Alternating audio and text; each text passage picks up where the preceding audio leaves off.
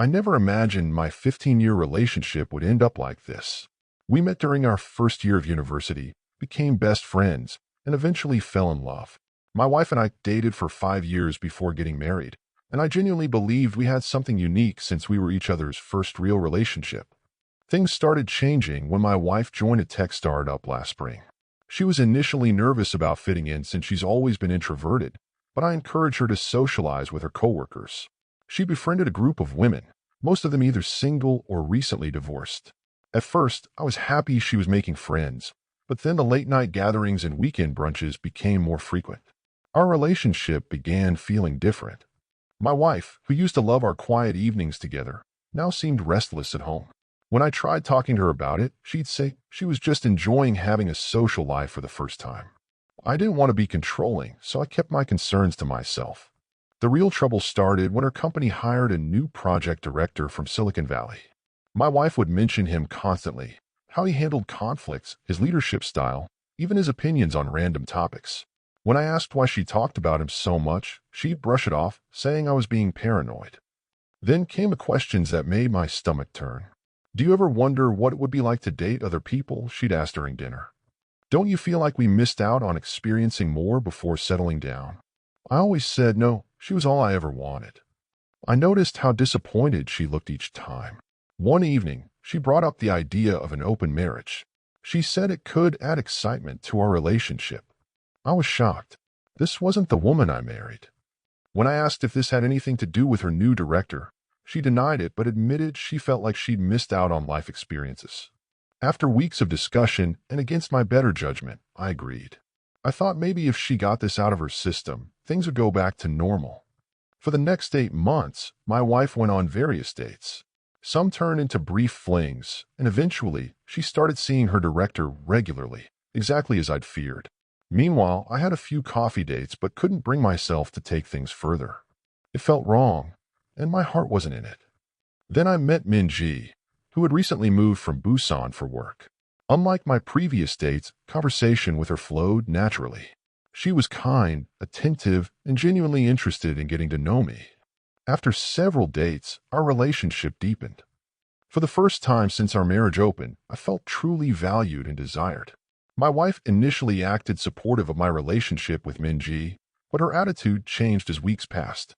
She started coming home early to cook dinner, cleaning the house spotlessly, and bringing lunch to my office, things she hadn't done in years.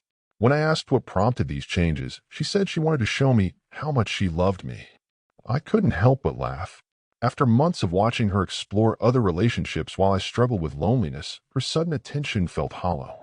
I asked about her director and other partners, but she looked away without answering. The next day, she announced she wanted to close our marriage, calling the whole experience a terrible mistake. When I pressed her about what really sparked all this, she finally broke down. Her work friends, especially one named Jade, had been filling her head with stories about their dating adventures. They made her feel like she was missing out on life by being with just one person. When the new director started showing interest in her, they encouraged her to live a little and explore her options. The open marriage idea came from Jade, who claimed it had actually strengthened some couples she knew. My wife admitted she used this as an excuse to pursue the director while trying to keep me as a safety net. She described it as getting caught up in an exciting fantasy, but now the reality of potentially losing me had hit her hard. She quit her job and cut off contact with all her work friends and the director. But I couldn't bring myself to end things with Minji. She had been there for me during my darkest moments, listening without judgment and helping me rediscover my self-worth. My brother suggested we try marriage counseling before making any final decisions. I agreed, mostly because I wanted to understand how we got here. The counselor was an older woman with a calm presence who encouraged us to be completely honest about everything. During our first session, my wife revealed more details about how this all started. Her friends, especially the divorced ones, would constantly talk about their dating adventures during lunch breaks. They made her feel immature for only having been with one person. She said she started questioning everything about our relationship. She admitted that the director had started flirting with her even before our marriage opened. Her friends told her it was harmless fun and that she deserved to feel desired by other men. The flirting made her feel sophisticated and worldly, like the women she worked with. The counselor listened patiently, but pointed out that no real progress could be made while I was still seeing Minji. She suggested we take a break from outside relationships if we wanted to work on our marriage. This triggered something in my wife. During our next session, she confessed something that made my blood run cold. Before we opened our marriage, she and the director had already crossed a line. While nothing physical happened between them, they had engaged in intimate behavior in his office after hours. She tried to justify it by saying it wasn't technically cheating since they didn't touch each other. I felt sick. The counselor looked stunned. My wife collapsed to her knees, sobbing and clinging to my legs, begging for forgiveness. Through her tears, she revealed what finally woke her up from this fantasy. She had overheard the director talking to another colleague about her, bragging about how easy it was to seduce her. He mentioned having a fiancé and called my wife a fun distraction. She swore she had never stopped loving me, which somehow made everything worse. She'd risked our marriage, our whole life together, for someone who saw her as nothing more than an entertainment. She begged me to give her another chance, suggesting we could move to a new city and start fresh. I told her I needed time to process everything, and we'll be staying somewhere else for a while. This made her break down completely. She held on to me, crying that she'd do anything to fix this. The counselor had to help calm her down enough so I could leave. As I was packing some clothes to leave, my wife got a video call from Jade. The irony of the situation was almost funny. Jade was crying because she'd started sleeping with a director after my wife left, and now she might be pregnant. She had a serious boyfriend she actually saw a future with, but got curious about the director, just like my wife had. Her boyfriend found out through some emails where she and the director were discussing the pregnancy scare. The director's response was to accuse her of trying to trap him. I didn't stay to hear the rest. I found a small apartment across town and have been staying there since.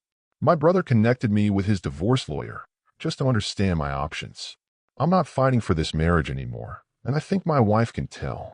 The last time I was at our house picking up more clothes, she tried to get intimate with me. When I turned her down, she screamed asking what Minji does for me that she can't. I just shook my head and told her if she still didn't understand after everything that's happened, then there's nothing left to save in our marriage. Minji has been incredibly patient through all of this.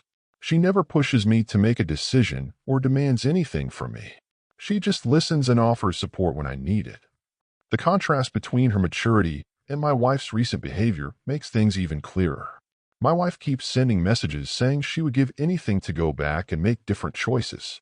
She says she's in therapy on her own now, working through why she let others influence her so much. She's even offered to move anywhere I want, change her phone number, whatever it takes to prove she's committed to fixing things. But I don't think there's anything to fix anymore. The trust is gone. Every time I look at her, I see her with the director in his office. I see her getting ready for dates while I sat at home feeling worthless. I see her laughing with her friends about their adventures while our marriage crumbled. The counselor says marriages can survive infidelity if both people are committed to rebuilding. But this feels different.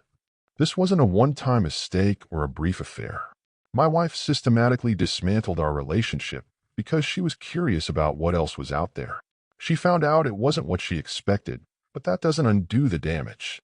Yesterday, I stopped by her house to get my winter clothes. She had made my favorite meal and set the table like she used to when we first got married. But looking at that table just reminded me of all the dinners I ate alone while she was out with other men. She started crying when I told her I was just there for my clothes. I know she's hurting. I know she regrets everything. But I've realized something during these past few weeks apart. I deserve someone who doesn't need to compare me to others to know my worth. Someone who won't let others convince her that what we have isn't enough. Minji never asks about my wife or pressures me about divorce. She just makes me feel valued and respected, something I had forgotten I deserved. The other day, she said something that really hit home. Sometimes good people make choices that change them into someone they never wanted to be. I've started looking for my own place now. Something permanent, not just a temporary apartment. My wife still believes we can fix this, but I think some things, once broken, can't be put back together the same way. The pieces might all be there, but the cracks will always show.